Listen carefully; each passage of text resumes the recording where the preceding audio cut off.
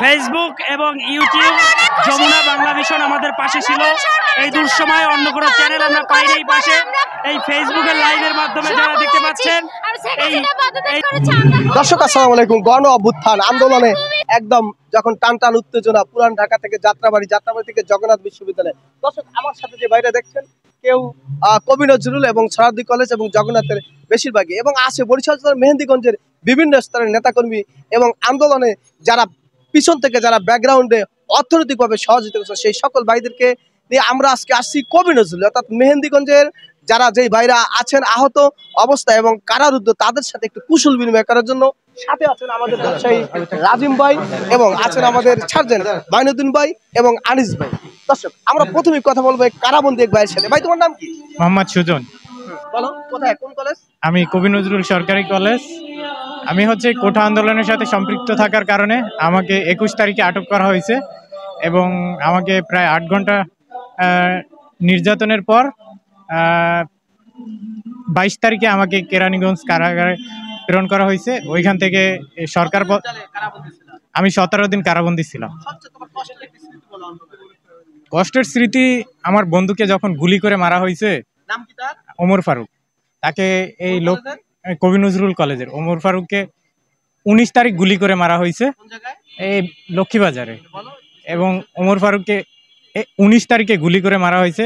তো ওর লাশটা হচ্ছে যখন আমরা ঢাকা মেডিকেলে গেলাম, তখন লাশটা বের করার জন্য অনেক ট্রাই করলাম, আমাদেরকে আসলে কোনোভাবে কেউ হেল্প করেনি। তখন আমার কাছে খুবই খারাপ লাগছে, এবং ওর লাশটা হচ্ছে 3 দিন মর্গে থাকার পর লাশটা পচে পুরোপুরি গলে গেছে। এটাই আমার কাছে সব থেকে বেশি খারাপ লাগছে। এবং ওর লাশটা যখন আমরা গাড়িতে উঠিয়ে আসতেছিলাম, তখনই আমাদের 4 জনকে পুলিশ আটক করে এবং টানা 8 ঘন্টা আমাদের 4 জনকে পুলিশ নির্যাতন করে। আমার মেহেন্দিগঞ্জ পাতারহাট বাড়ি, চরহগলা। জি, আমরা যেই বৈষম্য দূর করার জন্য এই সংগ্রাম করছি। জি, আমরা যেই বৈষম্য দূর করার জন্য এই আন্দোলন করছি, আমি মনে করি এখনো কিছু কিছু ক্ষেত্রে এই বৈষম্য আছে। তো আমাদের সবার প্রতি একটা আহ্বান থাকবে যে এই বাংলাদেশে কোনো ধরনের বৈষম্য আমরা হতে দিব না, এবং বৈষম্যের বিরুদ্ধে আমরা প্রতিরোধ গড়ে তুলব। দর্শক আমরা এখন কথা বলবো আরো সহযোদ্ধা, ছোট ভাই কবি নজরুল ইসলাম কলেজের মেহেন্দিগঞ্জের কৃতি সন্তান, অর্থাৎ রাকিব হোসেন আবির ভাই। আপনার আন্দোলনের এবং আপনার ব্যক্তিগত একটু পরিচয় দেয়। বিসমিল্লাহির রহমানির রহিম। আমার বাসা হচ্ছে মেহেন্দিগঞ্জ 9 নং জাঙ্গালিয়া ইউনিয়ন।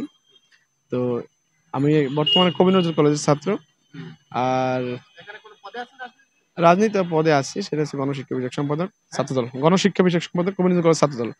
আর বৈষম্য ছাত্র আন্দোলনের সাথে আমি প্রথম থেকে একেবারে মোটামুটি সম্পর্কিত ছিলাম, এবং অনেকেই ছিল কবি নজরুল কলেজ থেকে, অনেকে আছে, কেন্দ্রীয় সমন্বয় আছে আমাদের সাথে, এবং সেও দিক নির্দেশনা দিছে।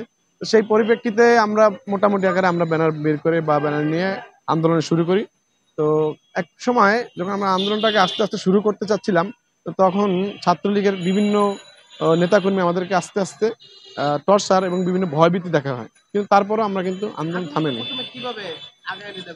আমরা প্রথমে তো হ্যাঁ অবশ্যই কঠিন মুহূর্ত রয়েছে। 19 তারিখ আমাদের এখানে আমাদের ক্যাম্পাসের সামনে প্রায় 3 থেকে 4 জন লোক নিহত হয়। সেদিন আন্দোলনটা ছিল প্রায়, প্রথমে আমরা চেষ্টা করলাম এই মসজিদ থেকে নামাজের পর বেরোবো, কিন্তু তখন আমরা মসজিদ থেকে নামাজের পর বেরোবার চেষ্টা করলেও আমাদের কিন্তু বাধা দেয় আওয়ামী লীগ এবং পুলিশ দুইটা। আওয়ামী লীগ থাকে সিভিল পোশাকে, আমরা চিনতে পারি না অনেকের, কিন্তু পুলিশ তো পোশাক অবস্থায় থাকে, যার জন্য আমাদের অনেকটা সমস্যা হয়। পরবর্তীতে আমরা আবার ফ্রেন্ড সার্কেল মিলে, ভাই ব্রাদার মিলে কাঠের পুল চলে যাই। কাঠের পুল থেকে ওখান থেকে শুরু করি, আস্তে আস্তে এসব ভাই এসব বোন গড়ে তুলি আন্দোলন। এরকম করতে করতে আস্তে আস্তে আবার আমরা কাঠের পুল হয়ে ঘুরতে ঘুরতে সরারদি কলেজের দিয়ে বেরোয় আসি। যখন স্লোগান দিয়ে আওয়াজ দিয়ে আসি, ঠিক তখন দেখি প্রতি গলি থেকে তারাও স্লোগান দিচ্ছে। হ্যাঁ, তখন থেকেই শুরু হয়ে যায় আমাদের পুলিশের সাথে, এবং আমাদের সাথে দীর্ঘ 5 ঘন্টা।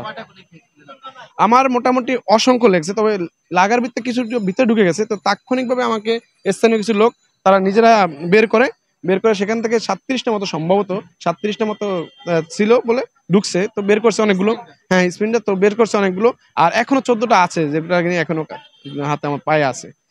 সেই দিনের 19 তারিখ শুক্রবার খুব একটা ভয়ানক দিন ছিল, কারণ সেখানে বলার মতো ভাষা নাই। কারণ নিহত লাশ আমরা যখন শুরু করি 1টার দিকে, শুরু করার পরে তখনই আমাদের একজন ভাই শহীদ হয়ে যান। মানে তাকে যে ধরার মতো, মানে এত মরা মরা একটা নিহত শহীদ ব্যক্তিকে বা একটা মৃত মানুষ যে এত ওয়েট হয় যা কল্পনার বাইরে। আমরা 2জন ধরছি, 2জন মানে মনে হয় অনেক ওয়েট, কল্পনা করার মতো না। তো আমি না পেরে পরে আমি 2জনকে উঠাই দিই রিক্সায়, ওরা নিয়ে যায় সলিমুল্লাহ মেডিকেল কলেজ। তারপরে আমরা চালিয়ে যাই। অনেকটা আমাদের ভিতরে আবার আতঙ্ক সৃষ্টি হলো, কিন্তু আমরা স্লোগানের সাথে বা আরো কিছু জ্বালাময়ী কিছু স্লোগান দিয়ে আমরা কিন্তু এগিয়ে যাই, এবং আস্তে আস্তে আমাদের সাথে আরো কিছু লোক আসে, এবং দেখা যায় যে একসময় দেখা যায় স্থানীয় লোকজনও বেরিয়ে আসে, যার জন্য আমাদের আন্দোলনটা আরো গতি হয়। তো সেক্ষেত্রে আমরা আন্দোলনকে মোকাবিলা করার জন্য আমরা বিভিন্ন কৌশল নেই, বিভিন্ন গলি থেকে কিভাবে আক্রমণ করব বা কিভাবে ইটা বা তারা আগুন ধরায় যে কাঠ দিয়ে টিয়ার সেলের যে ধোঁয়াগুলো যে ফেজে লাগে